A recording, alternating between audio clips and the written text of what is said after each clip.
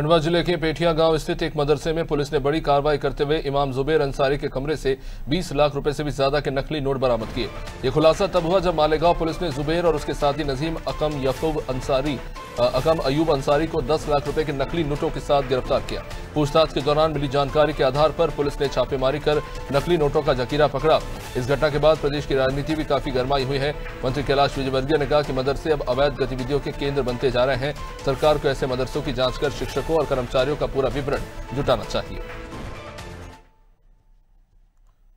देखिए, मुझे लगता है कि ये मदरसा वाले जितने भी केंद्र हैं ये बहुत अवैध गतिविधियों का केंद्र बनते जा रहे हैं। पहले ऐसा नहीं था, पर अब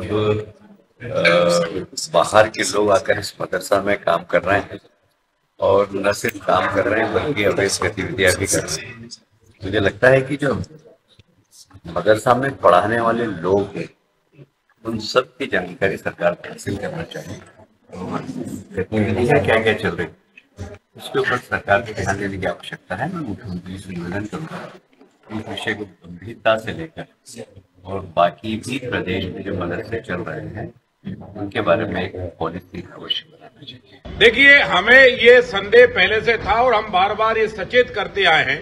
अब तो हम तथाकथित जो इस्लाम के जाने माने बुद्धिजीवी हैं और जो स्कॉलरशिप इस्लाम के कहलाते हैं उनसे रिक्वेस्ट है कि या तो इस मदरसाओं को ठीक करो।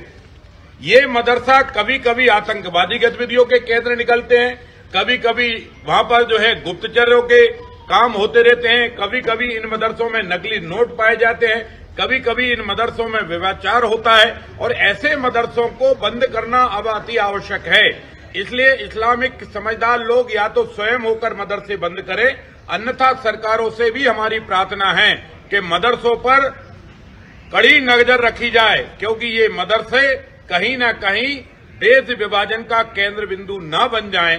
इसलिए इन मदरसों ये मदरसा भारत की करेंसी को चुनौती देते हैं, ये मदरसा भारत के संविधान को चुनौती देते हैं, ये मदरसे कभी कभी राष्ट्रगान को चुनौती देते हैं। कुल मिलाकर ये मदरसा अब हिंदुस्तान में अराजकता के केंद्र बनते जा रहे हैं और इसलिए ऐसे अराजकता के केंद्र के खिलाफ सरकारों को सख्त कार्रवाई करना चाहिए। मालेगांव में आज भी पकड़ा जाता है और खंडवा में नकली नोट मिलते हैं। इससे आप समझ लीजिए कि मदरसों का जाल पूरे विश्व में फैला हुआ है और इसलिए ऐसे मदरसों को ध्वस्त करना अति आवश्यक है।